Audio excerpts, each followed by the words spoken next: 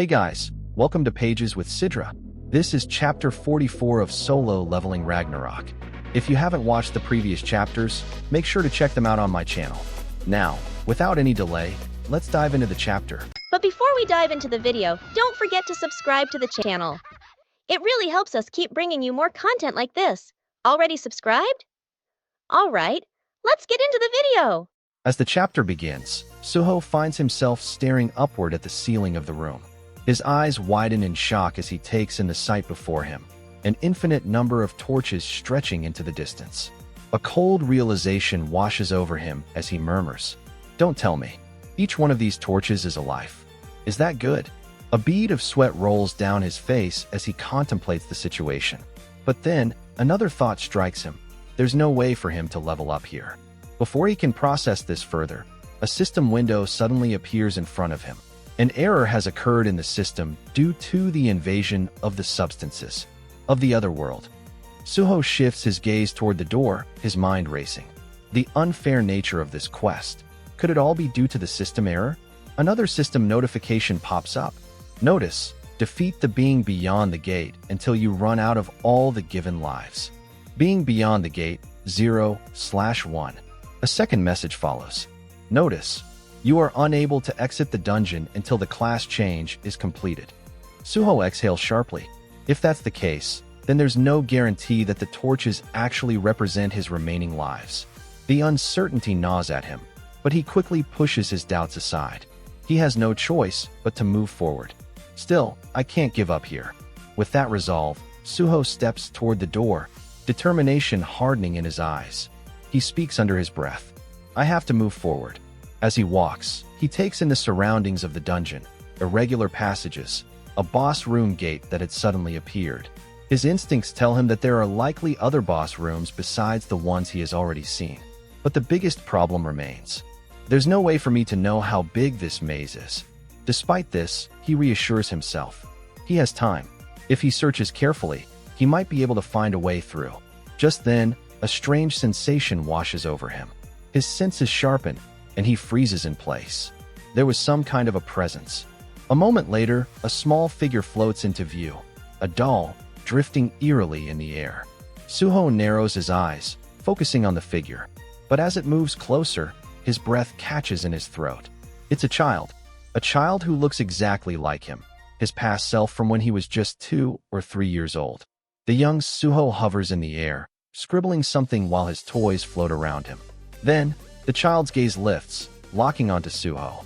Without warning, the boy lets out a loud, piercing shout. A chill runs down Suho's spine.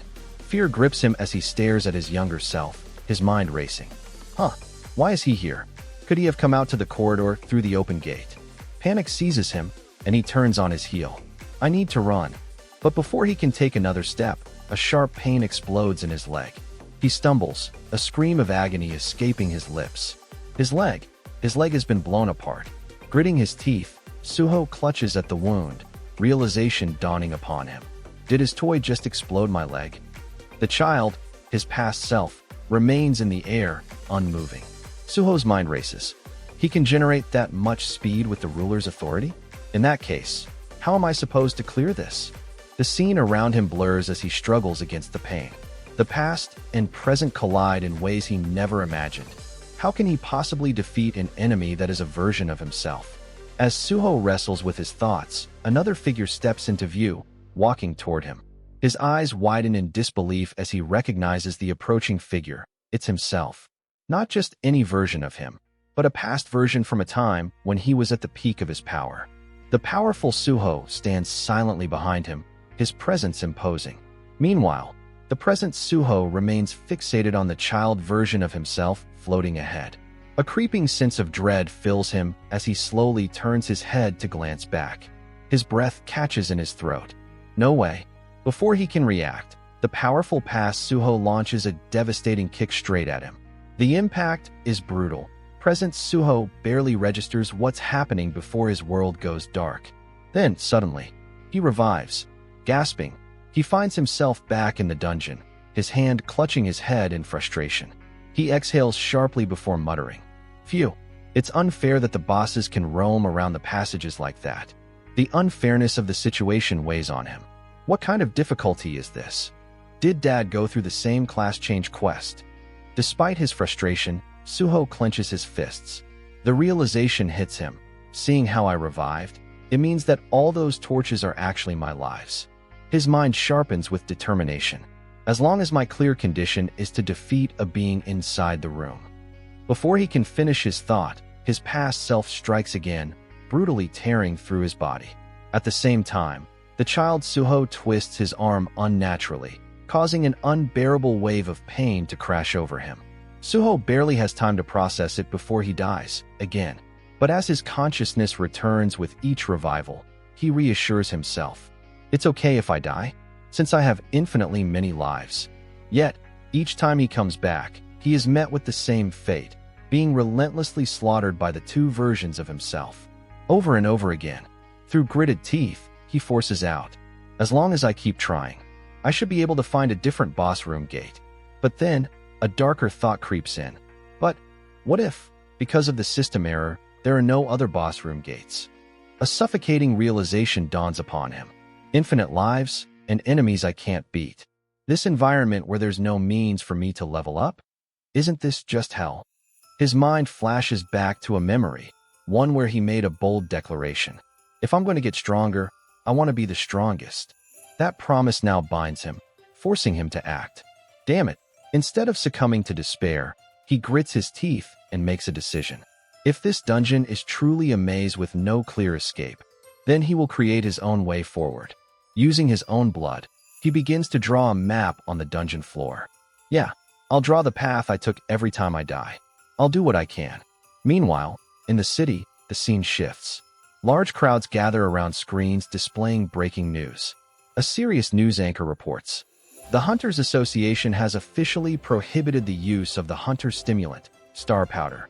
Although star powder was popular amongst hunters as a stimulant without any drawbacks, it has been discovered that several hunters have lost their memories after taking it. An investigation has been launched into the hunters who have taken star powder.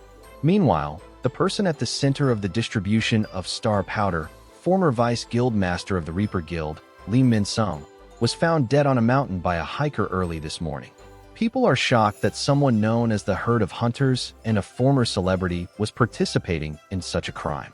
The Reaper Guild has decided to fully assist the Hunters Association in the investigation. The news leaves the public in stunned silence, the weight of the revelation settling in. The scene shifts to the Hunter Association. Lim Taejae, his expression heavy with guilt. His voice is laced with regret as he mutters, "It's all my fault. If only I hadn't lost Lee Min-sung back then this wouldn't have happened." Woo Jinchul, the head of the Hunter Association, steps forward, his tone firm yet reassuring. "Don't be too disappointed, Hunter Lim Taejae." But Taejae shakes his head, and there are several other strange points. When Min-sung was found, his appearance wasn't normal at all, but he didn't have any transformation skills like that. Choi Jong-in, deep in thought, finally speaks up. "Are you saying it was a skill created by star powder?" Lim Taejae exhales. "I'm not sure, but that's a possibility. There was also a hunter with a black mask fighting Lee Min-sung." Jong-in narrows his eyes. "Then, that person may have been the one to kill him." Woo Jinchul processes this new information. A hunter wearing a black mask. The thought lingers in his mind. Jong-in suddenly reaches into his jacket pocket, pulling out a small photograph. Come to think of it, one of the miners who joined the party is currently said to be missing. He places the photograph on the table. His name is Sung Suho. Though he is listed as a D-rank hunter, judging by the current circumstances, there's a chance that he's a false ranked. In the room, another figure watches quietly, Hunter Park Dojin. Unbeknownst to the others, he is an apostle in disguise. Stepping forward, he speaks in a calm tone.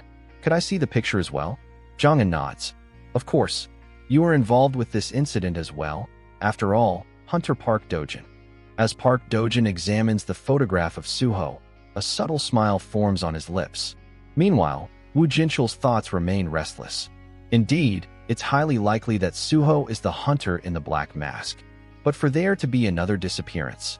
Hunter Sung Jinwoo, just what is happening to Suho? I hope he's safe. Park Dojin's gaze lingers on the photograph as his smirk deepens. The scene shifts back to Suho. The once barren dungeon floor is now covered in intricate markings, his own blood forming a large, sprawling map that spans the entire room. Every path, every movement, every mistake he made has been recorded. Sitting in the corner, exhausted but resolute, Suho stares at his work. His breathing steadies. This is his path to survival. And with that, the chapter comes to an end. Thank you for watching till the end. I hope you enjoyed the video. If you did, don't forget to like, comment, and subscribe for more updates. Let's meet again in the next video. Until then, enjoy.